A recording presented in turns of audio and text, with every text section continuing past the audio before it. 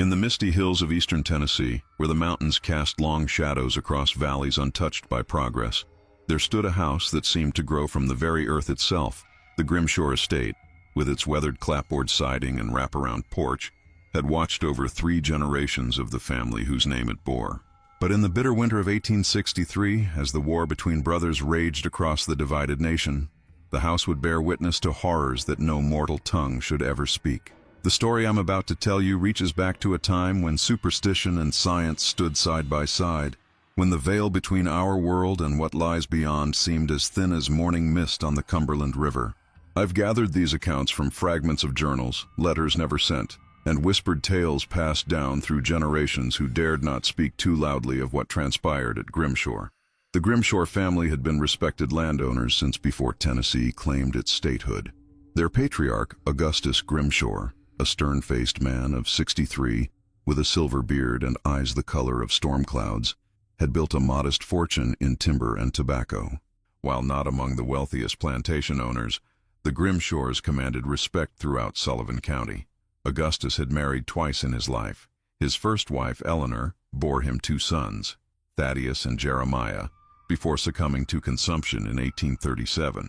His second wife, Victoria, nearly 20 years his junior, had given him a daughter, Cordelia, now a young woman of 22, with her father's penetrating gaze and her mother's delicate features.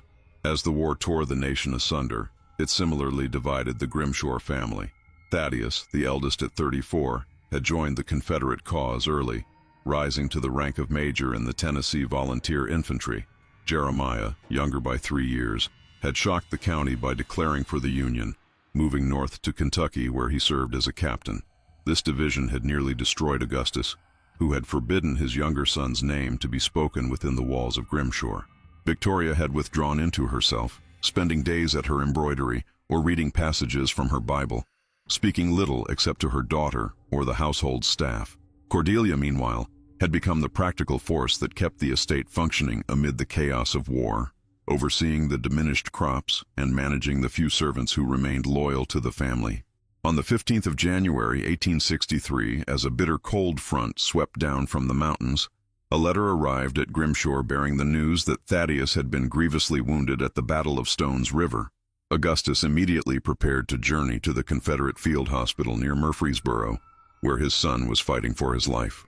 "I shall return with Thaddeus or not at all," he told Victoria and Cordelia on the morning of his departure, his breath visible in the frigid air of the drawing room. "Should God take him from us, I would not leave him to be buried in foreign soil." Victoria merely nodded, her hands clasped so tightly that her knuckles whitened. Cordelia, ever practical, ensured her father had sufficient provisions and his warmest coat for the journey. "The farmhands report Union patrols along the western ridge," she warned. "Take care not to encounter them, father." Augustus scoffed. "I've traveled these hills for 60 years, child. No blue-bellied stranger will find me if I don't wish to be found." Before dawn the following day, Augustus departed on horseback, leaving the women with their longtime housemaid, Bessie, the stablemaster Elijah, and his son Samuel, a boy of 14 who helped with the horses and minor chores. What transpired over the next 27 days would forever alter the fabric of reality at Grimshore Estate, leaving scars that transcended the physical world. 3 days after Augustus's departure, a winter storm descended upon eastern Tennessee with unexpected ferocity. Snow blanketed the countryside, drifting against the sides of the Grimshore house like waves against a lonely island. The wind howled through the night, rattling window panes and causing the old timber frame to creak and moan as though in pain. Victoria, always of a nervous disposition, took to her bed, claiming the cold aggravated her rheumatism. Cordelia thus assumed full responsibility for the household, ensuring firewood remained stacked by every hearth and that their dwindling food stores were rationed appropriately. On the evening of January 23rd, as Cordelia sat by the fire in the drawing room mending one of her father's shirts, Bessie burst in from the kitchen, her dark face ashen with fear. "Miss Cordelia," she gasped, "there's someone out by the edge of the orchard. Samuel just came running from the stables saying he saw a figure standing there watching the house." Cordelia set aside her needlework and rose to her feet. "It's likely just a traveler seeking shelter from the cold. Tell Samuel to ready the spare room in the servants' quarters. We cannot turn away those in need, especially in such weather." Bessie shook her head vigorously. "No, miss. Samuel says the figure ain't natural. Says it's just standing there in the snow, not moving, not even seeming to breathe. And he says, here Bessie's voice dropped to a whisper, he says its shadow falls the wrong way, miss, against the setting sun. A chill that had nothing to do with the January air crept up Cordelia's spine, but she maintained her composure. Nonsense, Bessie. The boy's eyes were playing tricks on him in the twilight. Tell Elijah to take the rifle and investigate. If someone needs assistance, we shall provide it. Bessie curtsied and hurried from the room, though Cordelia noted how the woman made a subtle warding gesture as she departed, a superstitious habit from her childhood in the Caribbean that typically emerged only when she was truly frightened. Cordelia moved to the window that overlooked the apple orchard, now a collection of skeletal trees half buried in snowdrifts. The sun had nearly set, casting long purple shadows across the pristine white ground. At first, she saw nothing unusual, and had begun to turn away when a movement caught her eye. At the orchard's edge stood a figure, just as Samuel had described. Even from this distance, Cordelia could discern it was a man, tall and straight-backed, wearing what appeared to be a long coat. He stood perfectly still, seemingly impervious to the bitter cold, looking directly toward the house. But what caused Cordelia's breath to catch in her throat was exactly what had frightened young Samuel, the man's shadow. Though the setting sun was behind him, his shadow stretched not toward the house as it should have, but away from it, toward the forest beyond the orchard, as if cast by some impossible light source. Cordelia blinked hard, certain her eyes were deceiving her. When she looked again, the figure was gone. That night, Cordelia found sleep elusive. The wind continued its assault on the house, and somewhere in the darkness, a shutter had come loose, banging rhythmically against the siding like a metronome counting down to some dreadful event. She had instructed Elijah to search the orchard, but he had found nothing, not even footprints in the snow where the figure had stood. Just as she was finally drifting toward unconsciousness, a soft rapping at her bedroom door snapped her back to alertness. Yes? Who is it? She called, reaching for the oil lamp on her bedside table. The door creaked open to reveal Victoria, her gray-streaked hair hanging loose around her shoulders, her nightgown ghostly white in the darkness. Cordelia, she whispered, her voice strangely childlike. There's someone in the house. Cordelia lit the lamp, casting her mother's face in amber light and deep shadow. You're having a bad dream, Mother. Come, let me take you back to your room. Victoria shook her head emphatically. No dream. I heard footsteps in your father's study, and voices. A man's voice, but not your father's. Someone is here. Sighing, Cordelia rose and donned her dressing gown. Very well. I'll investigate, though I suspect it's nothing more than the wind playing tricks on an old house. Taking the lamp, Cordelia guided her mother back to her bedroom, tucking her beneath the quilts before promising to check the study. Victoria grabbed her wrist with surprising strength as she turned to leave. Be careful, child. There are forces abroad tonight that mean us harm. I feel it in my bones. Cordelia gently extracted herself from her mother's grip and offered what she hoped was a reassuring smile. Nothing can harm us here, Mother. This is our home. How wrong she was. Augustus Grimshore's study was located on the ground floor, at the western end of the house. It was a masculine space, dominated by a large oak desk, walls lined with bookshelves, and the mounted head of a 12-point buck Augustus had shot in his younger days. The room always smelled of pipe tobacco and leather, scents Cordelia had associated with her father since childhood. As she approached the study, lamp held high, Cordelia indeed heard what might have been footsteps, a soft shuffling coming from behind the closed door. She hesitated, her earlier confidence wavering. If an intruder had somehow entered the house, she was ill-equipped to confront them. Perhaps she should wake Elijah. Before she could decide, the sound stopped. After a moment's silence, Cordelia gathered her courage and opened the door. The study was empty, yet not undisturbed. Her father's chair had been pulled away from the desk, and several books lay open on its surface. Books her methodical father would never have left in such disarray. Most disturbing of all, the air held not the familiar scent of tobacco, but something acrid and unpleasant, like wet ashes or rotting vegetation. Cordelia moved cautiously to the desk, holding her lamp above the open books. One was her father's ledger, another a family Bible, and the third a volume of Tennessee history. None seemed to be open to any significant page. As she leaned closer, the flame in her lamp flickered violently, then steadied, casting her shadow against the far wall. Cordelia froze as a horrible sensation crawled across her skin. Her shadow, which should have mimicked her posture of leaning over the desk, instead appeared to be standing upright, its arms at its sides. And then, as she watched in mute horror, her shadow raised one arm, though she herself remained perfectly still. Cordelia dropped the lamp. Darkness engulfed her as the flame extinguished, and in that perfect blackness, she heard a soft, sibilant whisper. "Grimshore blood returns to Grimshore land." Cordelia fled, not stopping until she reached her bedroom, where she barricaded the door with a chair and huddled beneath her quilts until morning light seeped through her curtains. She told no one of what she had witnessed, convincing herself it had been a product of exhaustion and worry over her father and brother. The following day brought clear skies but no respite from the bitter cold. Cordelia went about her duties with determined normalcy, though she avoided her father's study entirely. Victoria remained in her room, claiming headaches and refusing food. Bessie reported that the chickens had stopped laying, and one of the horses in the stable had kicked down its stall door in the night, injuring itself so severely that Elijah had been forced to put it down. "Bad omens, Miss Cordelia," Bessie murmured as she stoked the kitchen fire. "Something wicked has set its eye on Grimshore." "I'll not have such talk in this house," Cordelia replied sharply. "We have enough real concerns without manufacturing superstitious nonsense." But that night, as darkness once again claimed the land, Cordelia found herself lighting candles in every room she occupied, unable to bear the thought of shadows gathering in corners or stretching across floors.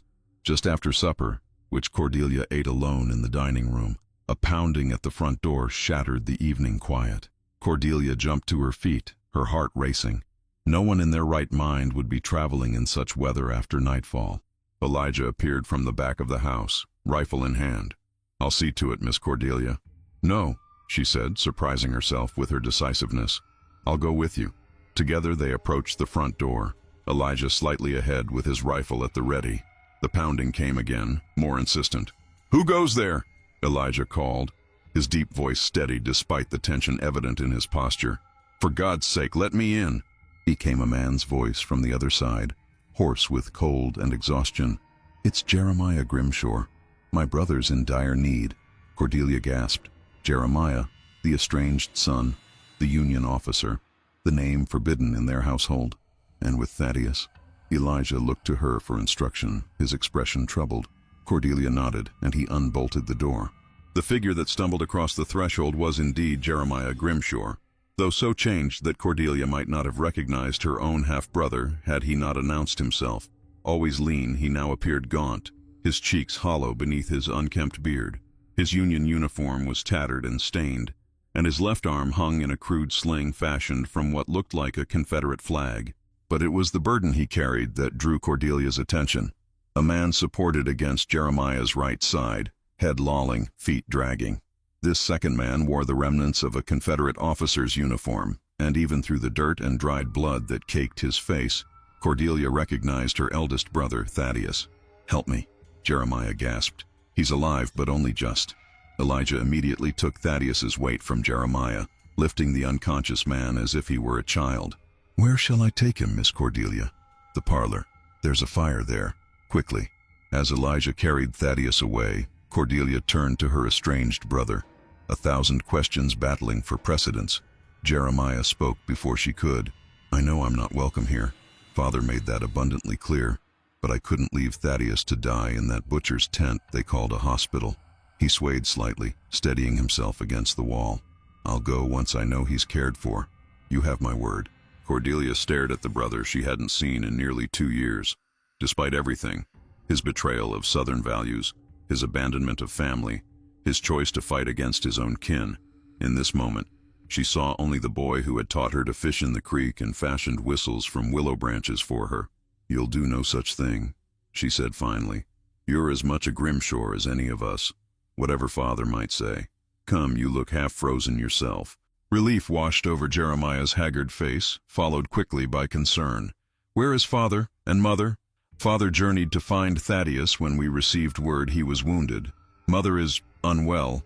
The war has taken a toll on her spirits." Jeremiah nodded grimly. "It has taken a toll on us all." In the parlor, Elijah had laid Thaddeus on the sofa nearest the fire. In the warm light, Cordelia could better assess her eldest brother's condition, and her heart sank. His skin held a grayish pallor, His breathing was shallow and irregular, and a crude bandage wrapped his torso, dark with old blood. "Bessie," Cordelia called, and the housemaid appeared almost instantly, as if she'd been hovering nearby. "Bring hot water, clean linens, and Mother's medicine chest. Hurry!" As Bessie rushed to obey, Jeremiah collapsed into a chair, exhaustion finally claiming him. "How did you find him?" Cordelia asked, kneeling beside Thaddeus and gently brushing matted hair from his forehead. His skin burned with fever. Jeremiah's eyes were half closed, but he roused himself to answer. "Pure chance. Or providence, if you prefer. My regiment was ordered to secure a crossroads near the field hospital where Confederate wounded were being treated. I thought perhaps I might encounter someone who knew of Thaddeus. Instead, I found him." "You risked court-martial bringing him here," Cordelia observed. A bitter smile twisted Jeremiah's lips. "I'm already absent without leave. What's one more charge? Besides, blood is thicker than causes, sister. Whatever uniform he wears, he's still my brother." Bessie returned with the requested supplies, and together they set about cleaning Thaddeus's wounds and making him as comfortable as possible. The primary injury was a bullet wound to his right side, which had become badly infected. Cordelia cleaned it as best she could with whiskey and packed it with a poultice of herbs from her mother's stores, while Jeremiah held his brother down through his moments of semi-conscious agony. When they had done all they could, Thaddeus lapsed back into a fitful sleep, his breathing slightly stronger but still labored. "He needs a proper doctor," Cordelia said, washing blood from her hands in a basin of now pink water. "There are none to be had," Jeremiah replied wearily.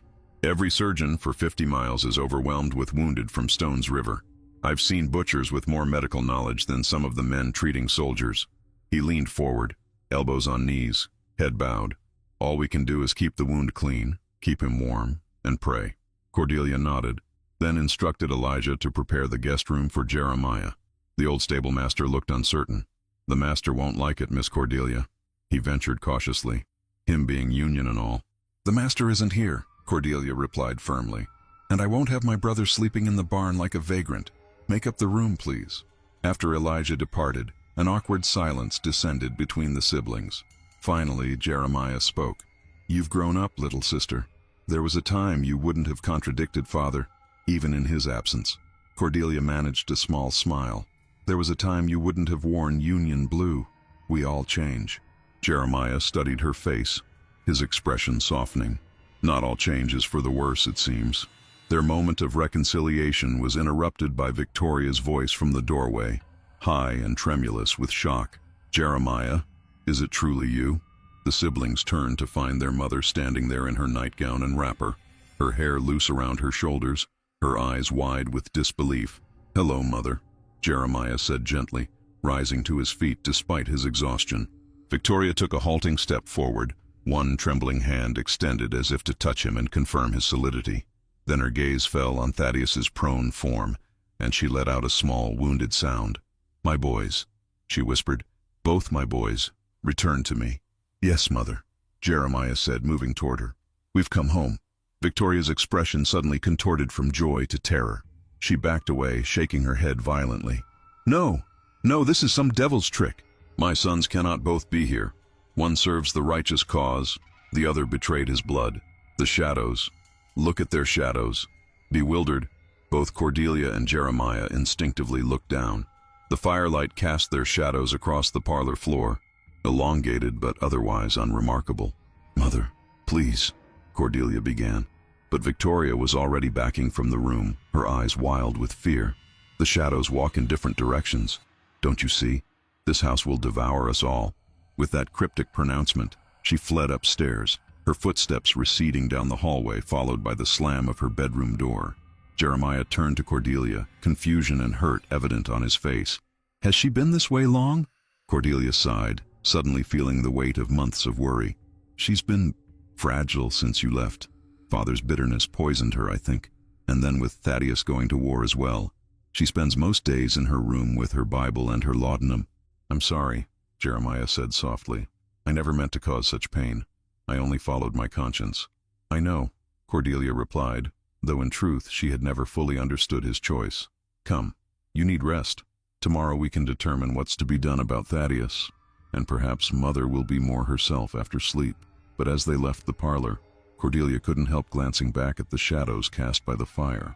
For just a moment, so briefly she convinced herself she'd imagined it, she thought she saw 3 shadows where only 2 people stood, the third elongated and distorted, stretching toward the ceiling rather than across the floor. That night, the storm returned with renewed fury. Wind shrieked around the eaves of Grimshore like a woman in mourning, and snow piled against the windows until they were nearly buried. In the guest room, Jeremiah fell into the sleep of the utterly exhausted, while Cordelia dozed in a chair beside Thaddeus in the parlor, waking every hour to check his fever and moisten his lips with water. Near midnight, she was startled awake by Thaddeus calling out in his delirium. "The eyes!" he moaned, his head thrashing from side to side. "The eyes in the shadows! Father, don't go with them! Father!" Cordelia pressed a cool cloth to his forehead, murmuring soothing nonsense as one might to a frightened child. Eventually, he quieted, though his skin still burned beneath her touch.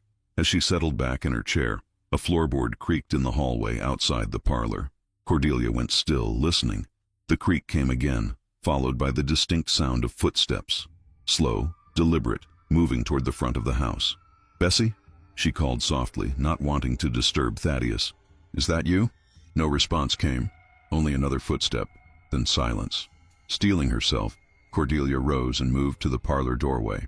The hallway beyond was dark save for the faint glow of embers from the kitchen hearth at its far end. She could see no one. "Elijah? Samuel?" She tried again, her voice barely above a whisper. The silence that answered seemed to have weight and presence, as if the darkness itself were listening to her. Then, from the direction of her father's study, came the unmistakable sound of his chair being pushed back from the desk. Fear closed around Cordelia's throat like a vice, but she forced herself to move forward. Someone was in the house, someone who did not belong. With Thaddeus helpless and Jeremiah exhausted, it fell to her to protect them. She moved quietly to the cabinet in the dining room where her father kept a pistol for home defense. The weapon felt cold and awkward in her hand, but she had seen her father clean and load it often enough to know it was ready to fire. Heart-pounding, she made her way toward the study. The door stood ajar, a thin line of light visible along its edge, lamplight, though she had not left any lamp burning there. Taking a deep breath, Cordelia pushed the door open with the barrel of the pistol. The sight that greeted her defied all reason. Augustus Grimshore sat at his desk, pen in hand, writing in his ledger as he had done thousands of times before. He looked up at Cordelia's entrance, his expression one of mild surprise. "Ah, Cordelia, why are you wandering the house at this hour? And with my pistol, no less." His voice was exactly as she remembered it, deep, authoritative, with the slight gravel of age. "Father," she whispered, the pistol trembling in her grasp. When did you return?" Augustus frowned, setting down his pen. "Return? My dear, I never left. Now put that weapon away before you harm yourself or damage my woodwork." Cordelia's mind reeled. He never left? But she had watched him ride away nearly 2 weeks prior. Had the strain of recent events caused her to imagine his departure? No, that was impossible.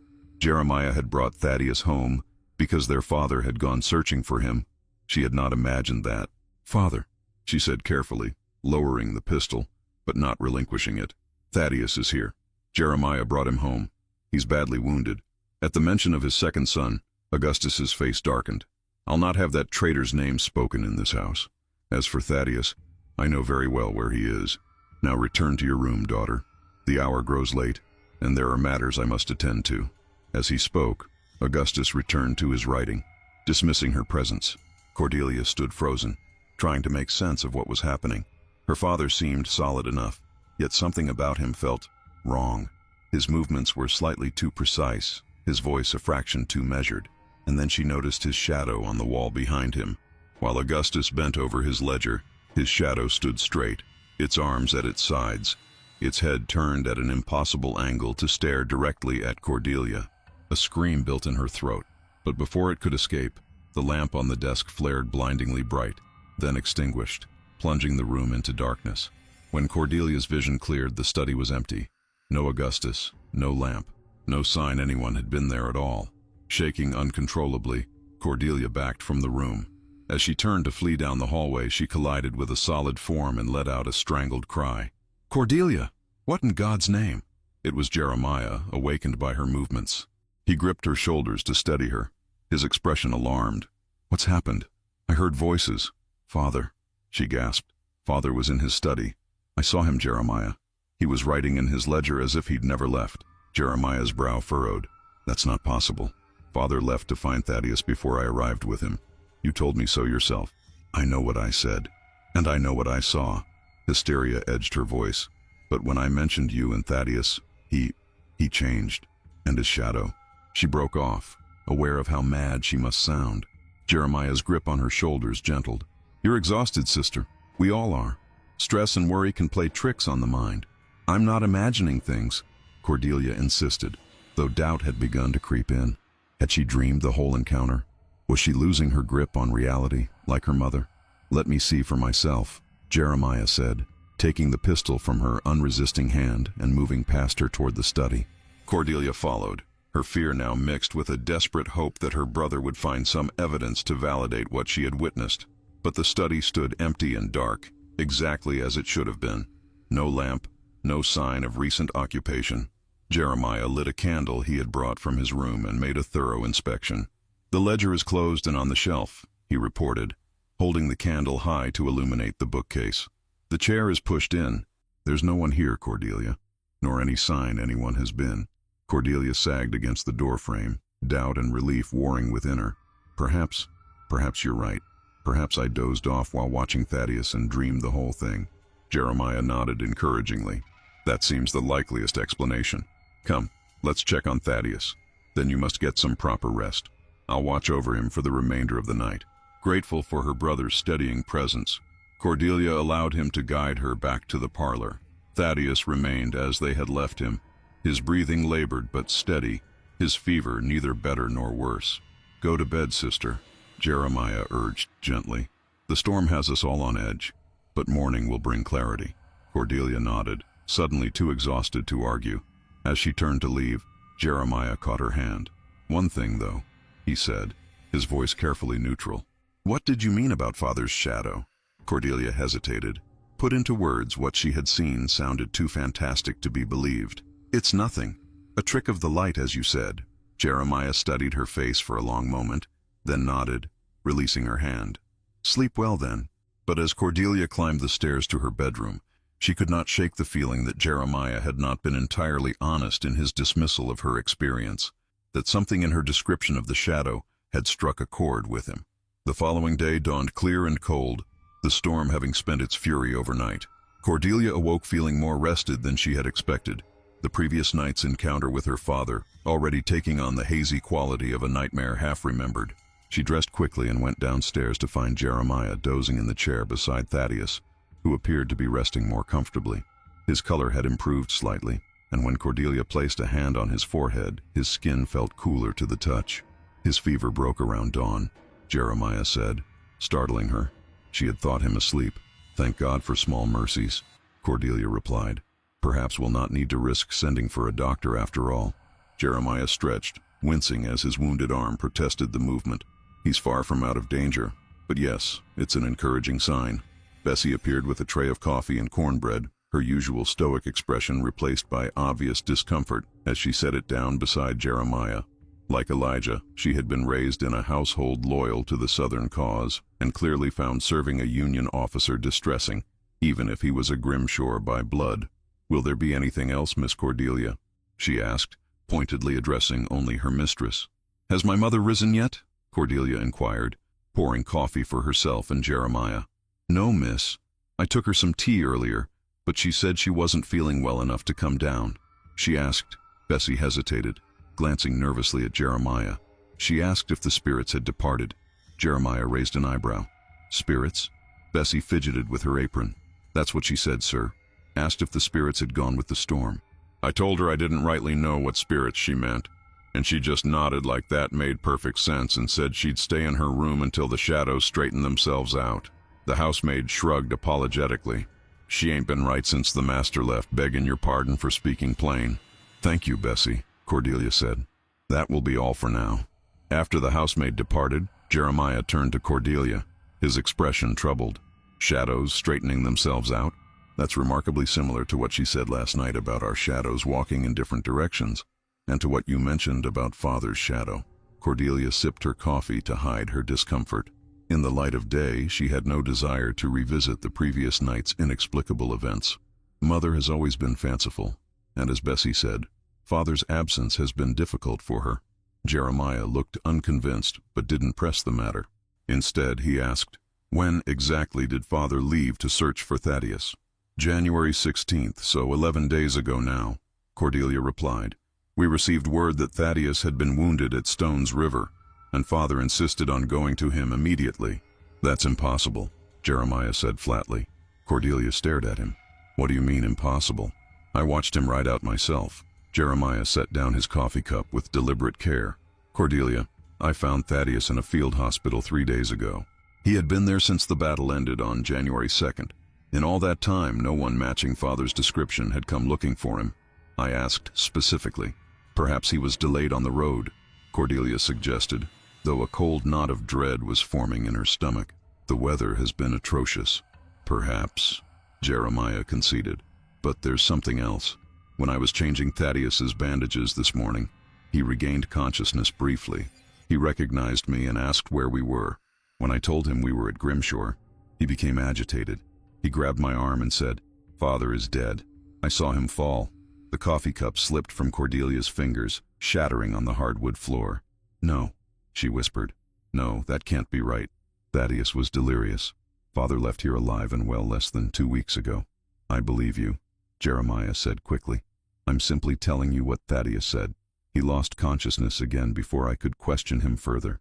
Cordelia bent to gather the broken pieces of china, grateful for the momentary distraction. Her mind raced. If Thaddeus believed their father dead, and if no one at the hospital had seen Augustus, then who, or what, had she seen riding away from Grimshore 11 days ago? And what had she encountered in the study last night? As if reading her thoughts, Jeremiah said quietly, "I think we need to consider the possibility that something unnatural is occurring in this house." Cordelia looked up sharply. "Unnatural? What do you mean?" Jeremiah hesitated, then said, "Last night after you went to bed, I decided to have another look around Father's study. I found something odd." He reached into his pocket and withdrew a folded piece of paper. "This was inside the ledger, the same ledger you said you saw Father writing in." Cordelia took the paper with trembling fingers and unfolded it. It contained a single line of text in what was unmistakably her father's handwriting. "Grimshore blood returns to Grimshore land." The exact words she had heard whispered in the darkness the night she dropped her lamp. "Where did this come from?" she demanded, her voice barely above a whisper. "As I said, it was in Father's ledger. But Cordelia, look at the date." In the upper right corner of the paper, in the same hand, was written, January 15th, 1863, the very day they had received word of Thaddeus's wounding, the day before Augustus supposedly departed. "This proves nothing," Cordelia insisted, though her conviction was rapidly eroding. "Father could have written this before he left." "Perhaps," Jeremiah allowed. "But there's more. After finding this, I went to the stables and spoke with Elijah. He confirmed that Father rode out on the morning of the 16th, but he said something curious. He said Father insisted on riding the old bay gelding, even though that horse has been lame in one leg for months. When Elijah suggested the stronger black stallion instead, Father allegedly struck him and said, 'The bay knows the way home.'" A chill ran through Cordelia. That doesn't sound like Father at all. He valued the horses too highly to risk injuring one needlessly. "Precisely," Jeremiah agreed. "And there's one more thing. I asked Elijah to show me which saddle Father used. He pointed it out, the old military saddle hanging in the tack room. But Cordelia, that saddle is covered in dust. It hasn't been used in weeks, possibly months." Cordelia sat back on her heels, the broken china forgotten. "What are you suggesting? That Father never left Grimshore? That we all imagined his departure?" "No," Jeremiah said gravely. "I'm suggesting something far more troubling. I believe Father may indeed have left Grimshore, but not on the morning of January 16th, and not on horseback." Before Cordelia could respond, a sudden commotion erupted from upstairs. A crash followed by Victoria's scream, high and terrified. Both siblings leapt to their feet and raced toward the stairs. As they reached the landing, Samuel came stumbling from the direction of Victoria's room, his young face ashen. "The mistress," he gasped. "She's gone mad. She tried to jump from the window."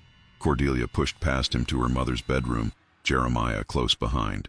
They found Victoria standing on a chair before the open window, the frigid January air swirling snow into the room. Bessie had her arms around the older woman's waist, physically restraining her from climbing onto the sill. "Let me go!"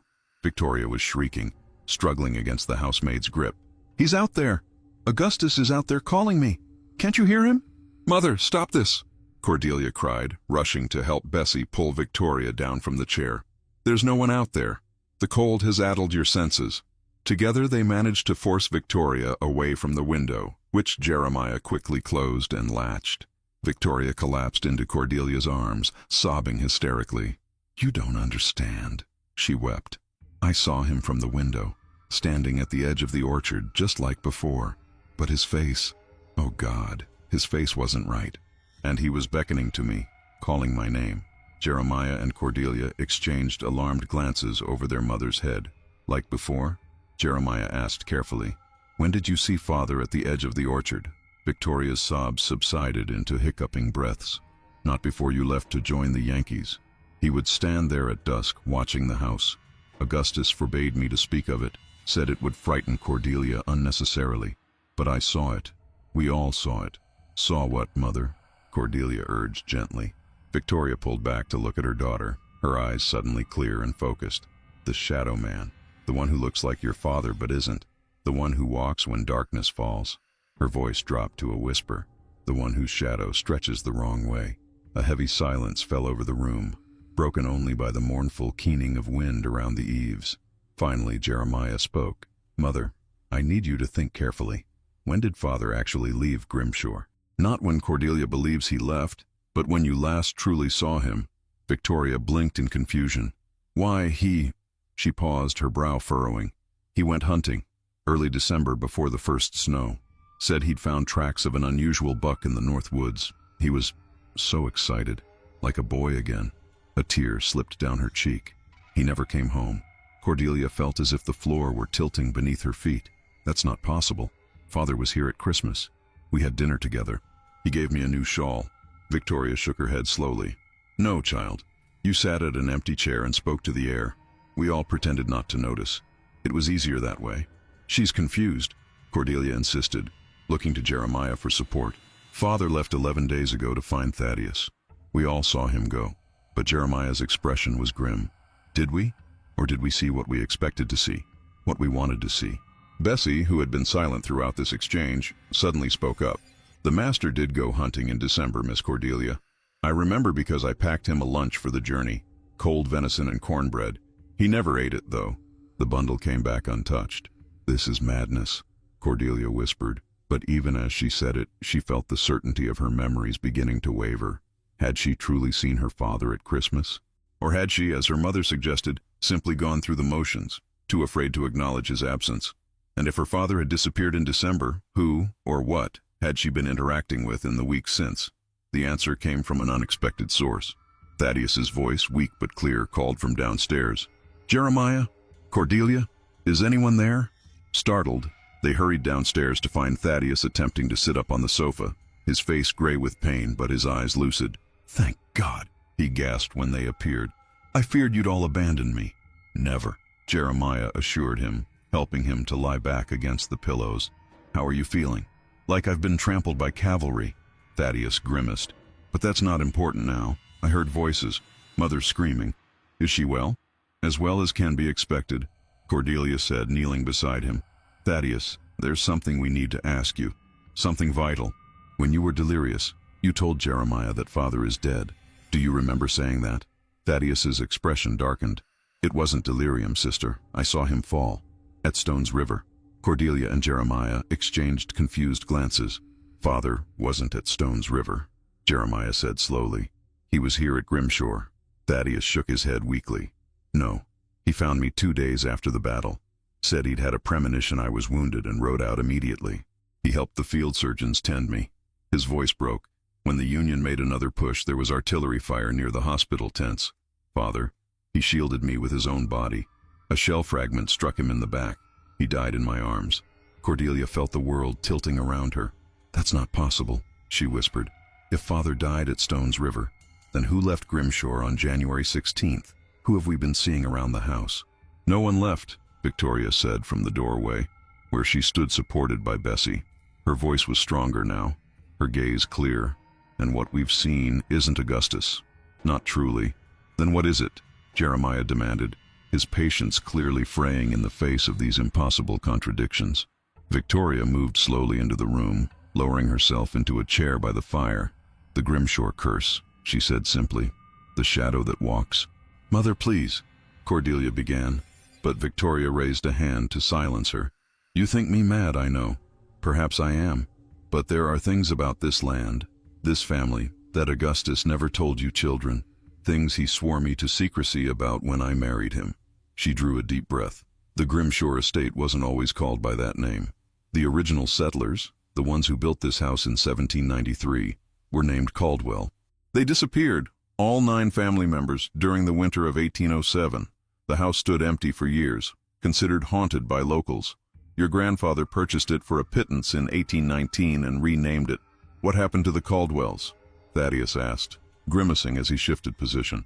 No one knows for certain, but local legend held that they were taken by what the Cherokee called shadow walkers, spirits that could assume human form but cast shadows that moved independently of their bodies. These spirits were said to be drawn to places where great violence had occurred. And had violence occurred here? Jeremiah prompted when Victoria fell silent. She nodded slowly. During the construction of the house, a dispute arose between Nathaniel Caldwell and the men he'd hired to clear the land. 3 workers were killed, shot in the back as they tried to flee into the forest. Their bodies were buried in unmarked graves somewhere on the property. Even if that's true, Cordelia said, what does it have to do with Father? Everything, Victoria whispered. Augustus discovered the remains while digging a new well in 1835. Rather than giving them proper burial, he simply filled in the well and dug another elsewhere. He disturbed their rest without providing peace. She looked up, her eyes haunted. 3 months later, Eleanor, his first wife, your mother, she nodded to Thaddeus and Jeremiah, fell ill with consumption and died. Consumption claimed many lives in those days. Cordelia objected. It wasn't supernatural retribution. Perhaps not, Victoria conceded. But after her death, Augustus began to see things. A figure at the edge of the orchard at dusk, footsteps in empty rooms, and shadows that moved contrary to natural law. She twisted her hands in her lap. He became convinced that the Caldwells hadn't been victims of shadow walkers. They had become shadow walkers themselves, bound to this land by the injustice done to the murdered workers.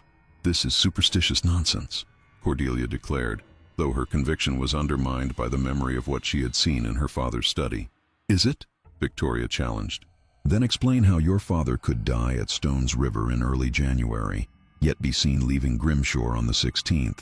Explain the figure in the orchard whose shadow falls away from the setting sun. Explain why, for weeks now, I've heard Augustus moving about his study at night, though no one else acknowledges his presence. None of them had an answer. After a long silence, Jeremiah spoke. Let's say, for argument's sake, that these shadow walkers exist. What do they want? Why mimic Father? Why remain at Grimshore at all? The Cherokee believed they feed on grief and fear, Victoria replied. By maintaining the illusion that Augustus still lived, the entity ensured we remained in a state of anxious anticipation, waiting for news of Thaddeus, dreading what Father might do if he discovered you had returned. She nodded to Jeremiah. And now that both of you are here, now that we begin to suspect the truth, it grows desperate, appearing more frequently, becoming less cautious in its manifestations. If what you say is true, Thaddeus said, his voice strained with pain and exhaustion, then we're in grave danger. The shadow has been exposed. It has nothing left to lose. As if summoned by his words, a frigid draft swept through the parlor, causing the fire to gutter and dim. The temperature in the room plummeted, their breath suddenly visible in the air. It's here, Victoria whispered, clutching the arms of her chair. God help us. It's here now.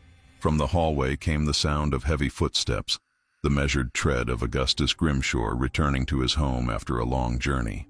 The door to the parlor, which had stood ajar, slowly swung closed with a decisive click. Elijah! Jeremiah called, rising to his feet. Samuel! Bessie, go find them! But the housemaid stood frozen, her dark eyes wide with terror. They can't help us, sir. The shadow walks alone at midday. Nothing natural can stand against it. The footsteps stopped outside the parlor door. For a long moment, nothing happened. Then slowly, a shadow appeared in the gap beneath the door, a human silhouette distorted, as if viewed through rippling water. "What does it want?" Cordelia whispered, pressing back against the wall. "Grimshore blood," Victoria replied, her voice hollow. "Blood to bind it to this world. Blood to free it from this land." The door handle began to turn, metal scraping against metal with excruciating slowness. "The curtains!" Jeremiah suddenly barked. "Close them. All of them. Now!" Galvanized by the command in his voice, Cordelia rushed to the nearest window and yanked the heavy drapes closed. Bessie, shaking but obedient, did the same with the second window. Victoria remained rooted to her chair, eyes fixed on the door. As the room plunged into artificial twilight, the door handle stopped turning. The shadow beneath the door wavered, then withdrew slightly. "It needs light to cast a shadow," Jeremiah explained tersely. "Without light, it weakens.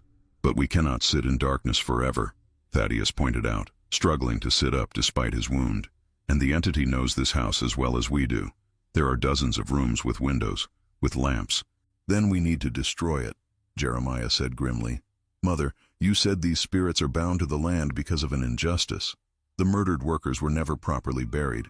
If we were to find their remains and provide a proper Christian burial, we have no idea where they're buried," Cordelia objected. "Father filled in the old well decades ago. The location is lost." Victoria stirred in her chair. "Not lost, hidden. Augustus made a map, said if anything ever happened to him, I was to find the remains and have them blessed by a priest." She turned to Bessie. "In my jewelry box there's a false bottom. Beneath it lies a folded piece of parchment. Bring it to me." Bessie hesitated, glancing fearfully at the door, behind which the presence still lurked. "I can't go up there alone, mistress." "I'll go with you," Jeremiah offered, but Victoria shook her head. "No, the men must stay. It will be drawn to Grimshore men most strongly." She looked to Cordelia. "You must go, daughter. You and Bessie together. Move quickly and quietly. Do not stop for anything or anyone, no matter what you see or hear." Cordelia swallowed hard, but nodded. "What of the door?" "As soon as we open it, I have Father's service revolver," Jeremiah said, drawing the weapon from his belt. "I doubt bullets will harm a spirit, but they might disrupt its manifestation long enough for you to slip past." Taking a deep breath, Cordelia moved to the door. Bessie closed behind her. She placed her hand on the knob, looking back at her brothers and mother. "Ready?" At their nods, she wrenched the door open. The hallway beyond stood empty, though unnaturally dark for midday, as if the shadows had thickened to the consistency of ink. Without hesitation, Cordelia plunged forward, pulling Bessie along by the hand. They half ran, half stumbled toward the stairs, the floorboards creaking beneath their feet with sounds like muffled screams. Behind them, Jeremiah called out, "Augustus Grimshore, your family knows the truth now. Your deception is ended." A howl of rage erupted from somewhere within the house. Not a human sound, but the furious shriek of something ancient and malevolent. The air around Cordelia and Bessie rippled as if with intense heat, though the temperature remained glacial. They reached the stairs and began to climb, their breath forming clouds before them. Halfway up, Cordelia glanced back and froze in horror. At the foot of the stairs stood a figure that both was and was not her father. It wore Augustus Grimshore's features like an ill-fitting mask, the flesh sagging in places to reveal glimpses of something dark and writhing beneath. Its eyes were bottomless pits of shadow, and its mouth stretched too wide, revealing teeth like jagged obsidian shards. Most terrifying of all were the shadows that surrounded it. Not one, but dozens, stretching in all directions regardless of the light sources, twisting and coiling like living things. "Daughter," it said in a voice that was an abominable parody of her father's, "where are you going in such haste? Your father has returned home at last." "You're not my father," Cordelia managed, her voice strangled with fear. "My father died at Stone's River." The thing's face contorted with rage, the borrowed features slipping further to reveal glimpses of something ancient and inhuman beneath. "Ungrateful child. I have watched over this family for generations. I have kept you safe." "Liar!" Bessie suddenly cried, her terror apparently giving way to anger. "You're the shadow that walks, the devourer of souls." The creature's attention snapped to the housemaid, and in that moment of distraction, Cordelia pulled Bessie up the remaining stairs. They raced down the hallway to Victoria's bedroom, slamming the door behind them and dragging a heavy bureau across it. "Quickly," Cordelia gasped. "The jewelry box." Bessie rushed to the ornate box on Victoria's dressing table and opened it with trembling hands. She removed the velvet-lined trays of jewelry, revealing a wooden bottom that appeared seamless. "Press the right rear corner," Cordelia instructed, remembering her mother's habit of hiding small treasures. Bessie did so, and with a soft click, the false bottom popped up. Beneath it lay a yellowed piece of parchment, folded and sealed with wax bearing the Grimshore crest. "Got it!" Bessie exclaimed, just as something heavy slammed against the bedroom door. The bureau shuddered but held. "We can't go back that way," Cordelia realized, looking around desperately. "The window. We'll have to climb down." Another crash against the door, louder this time. A crack appeared in one of the bureau's carved panels. Cordelia rushed to the window and threw it open, wincing as the frigid air struck her face. Victoria's room was at the back of the house, overlooking a small garden now buried in snow. The drop was significant, at least 15 feet to the ground, but a sturdy trellis, bare of its summer roses, ran up the wall to the left of the window. "Give me the map," Cordelia instructed. Bessie handed over the parchment, which Cordelia carefully tucked into her bodice. "Now follow me. Step exactly where I step." The bedroom door splintered inward, the bureau sliding several inches across the floor. Through the gap, Cordelia caught a glimpse of darkness seeping into the room like black fog. Without further hesitation, she climbed onto the windowsill and reached for the trellis. The aged wood creaked alarmingly under her weight, but held. Hand over hand, testing each grip before trusting it with her full weight, Cordelia descended. Above her, Bessie followed, whimpering softly with each gust of wind that threatened to tear them from their precarious perch. They were halfway down when Cordelia heard a triumphant howl from Victoria's bedroom. The shadow had broken through. "Faster!" she urged Bessie, abandoning caution in favor of speed. The last few feet she simply let go, dropping into a snowdrift that partially cushioned her fall. Bessie followed suit, crying out as she landed awkwardly, twisting her ankle. "I can't run, miss," she gasped, clutching her injured limb. "You must," Cordelia insisted, pulling the woman to her feet. "Lean on me if you must, but we cannot stay here." Together they struggled through the knee-deep snow toward the back of the property, where the old well had once stood. Cordelia withdrew the map with numb fingers, squinting at the faded ink. "There," she pointed to a stand of ancient oaks that marked the boundary of the cleared land. Father marked the well's location relative to those trees. They had covered perhaps half the distance when a scream echoed from the house behind them. Victoria's voice, high and terrified.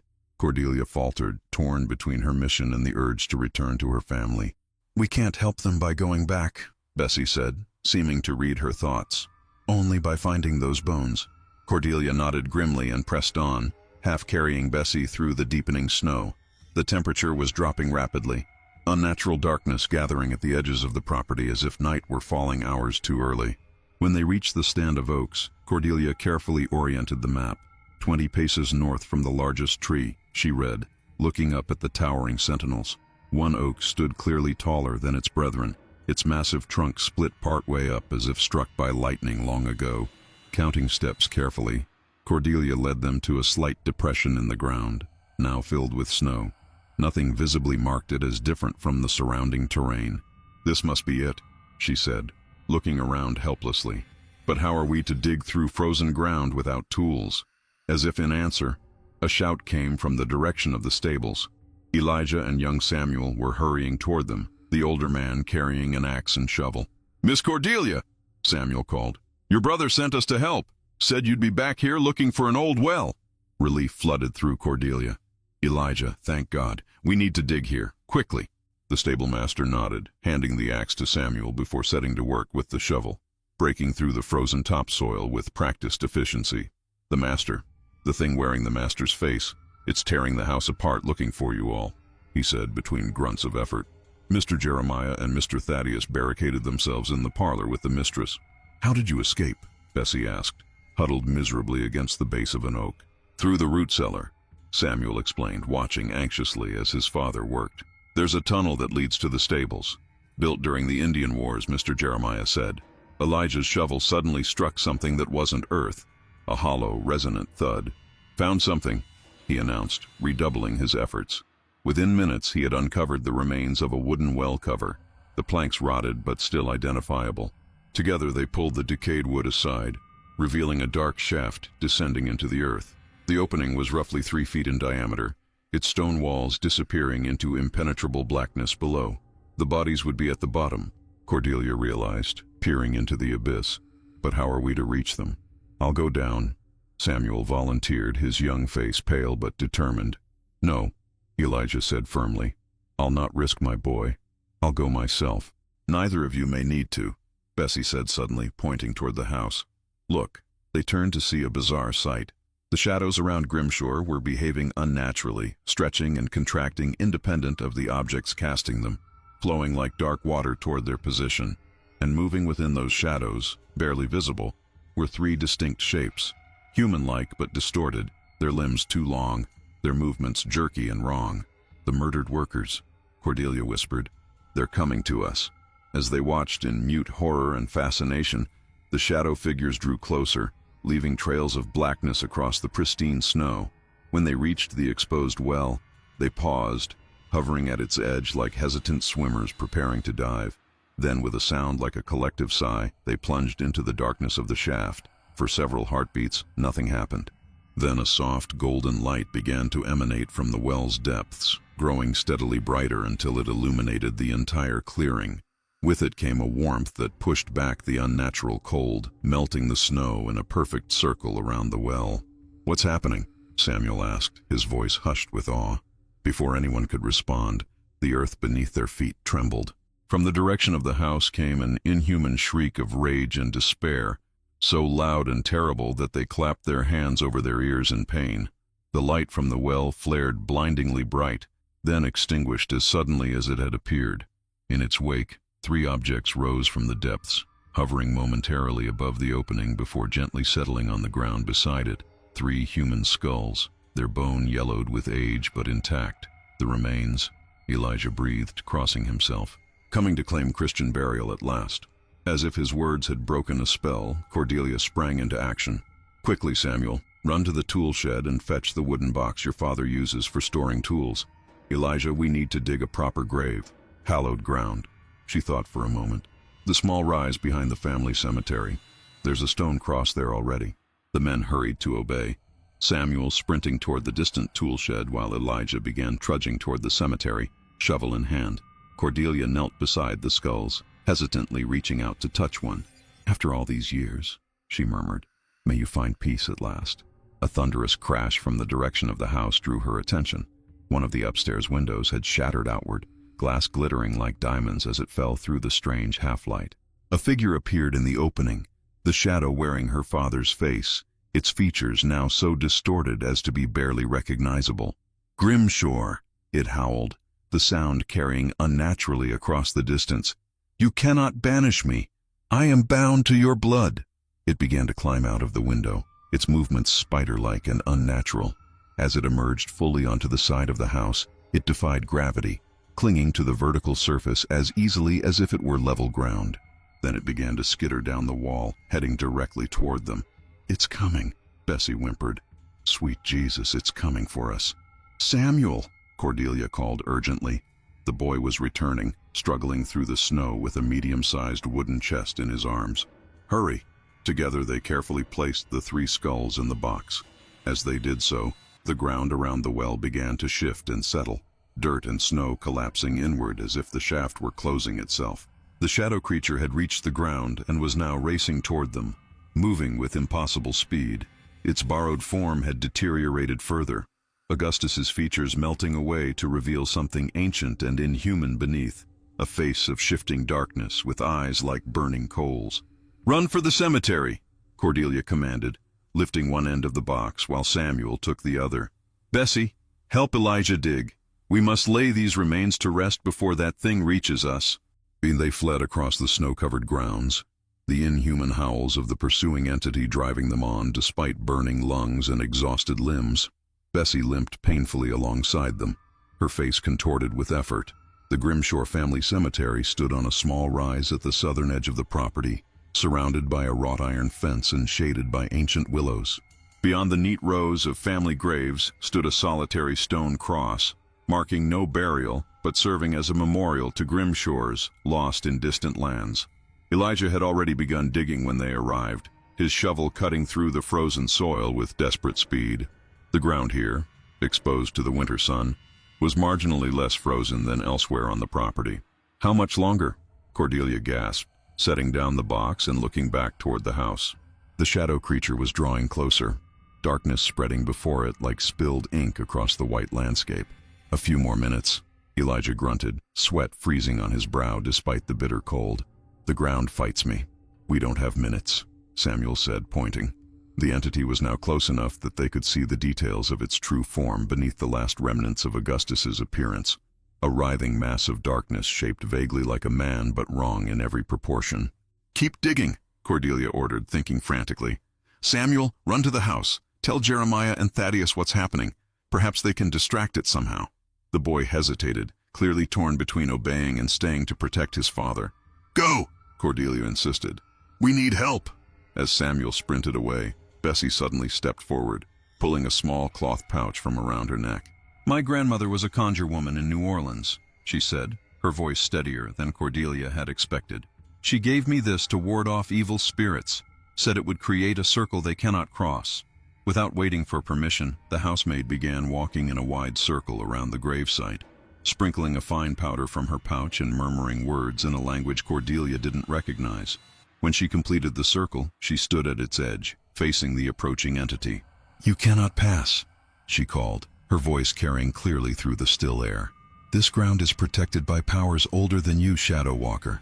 The creature paused momentarily at her challenge, then let out a sound that might have been laughter if it hadn't contained so much malice.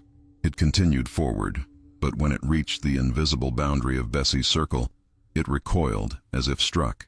Howling with rage, it began to pace along the circle's edge, searching for a weakness. Its form seemed less substantial now, the darkness that composed it thinning in places like smoke dispersed by wind. "It's weakening," Cordelia realized. "The remains are calling its power back to them." "Done," Elijah announced, straightening with a groan.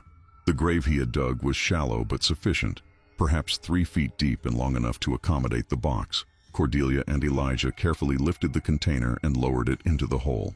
As they did so, the entity outside the circle let out a shriek of desperation and hurled itself against the invisible barrier. The air where it struck rippled like the surface of a pond, and Bessie staggered back, crying out in pain. "It's breaking through," she gasped. "I can't hold it much longer." "We need to pray," Cordelia said, remembering her mother's words about proper Christian burial.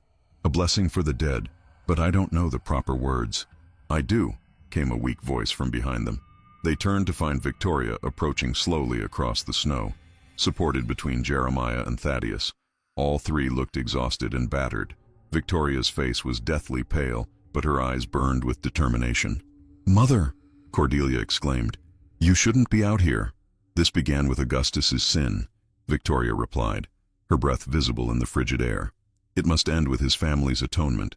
As they reached the gravesite, another assault from the shadow entity rocked Bessie's protective circle. The housemaid fell to her knees, blood trickling from her nose.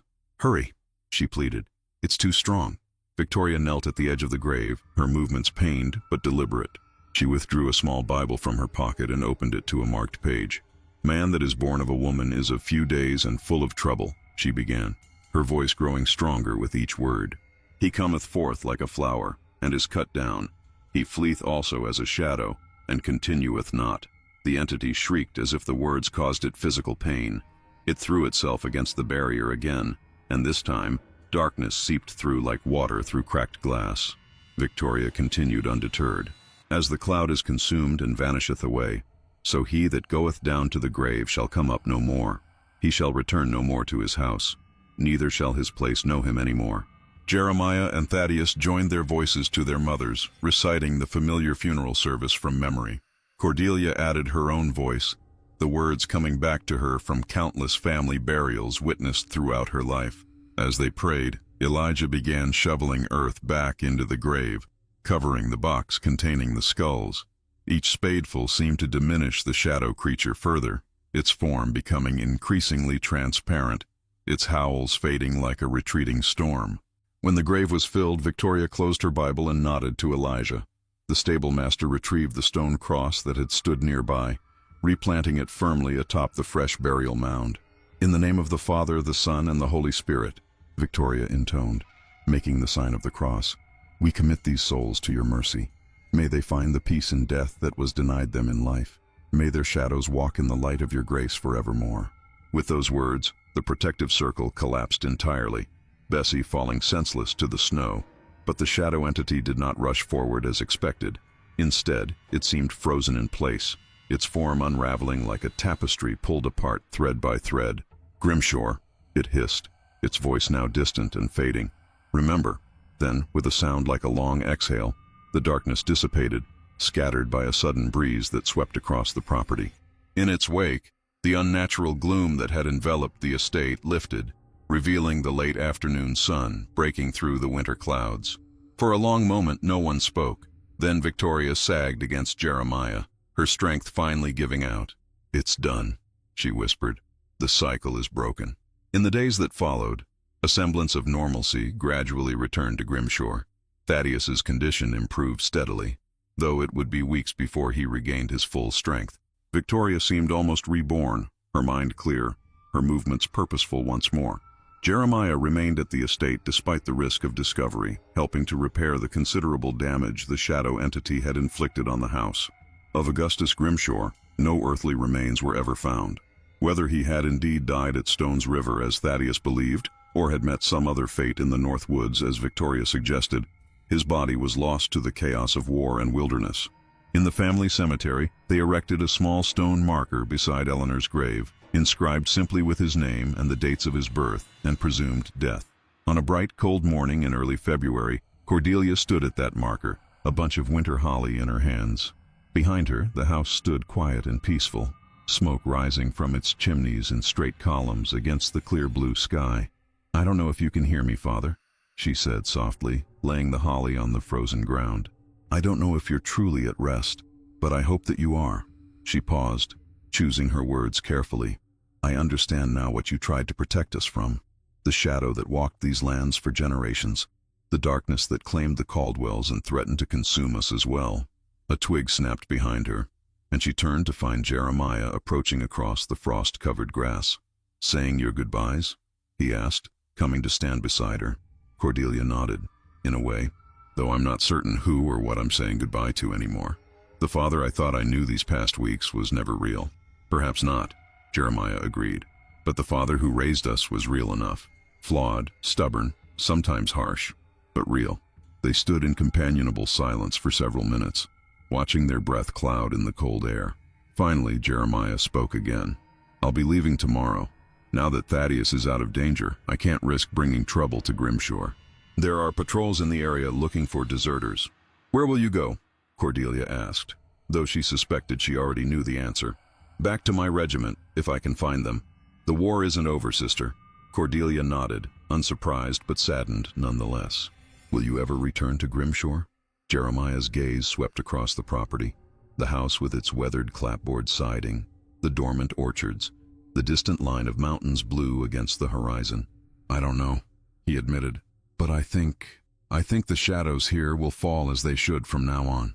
As they turned to walk back to the house, Cordelia glanced over her shoulder at her father's marker. For just an instant she thought she saw a figure standing beside it, tall and straight-backed, with a silver beard and eyes the color of storm clouds. It raised a hand as if in farewell, then faded like mist in morning sunlight. Cordelia smiled faintly and continued walking, her shadow stretching before her across the snow, pointing the way home.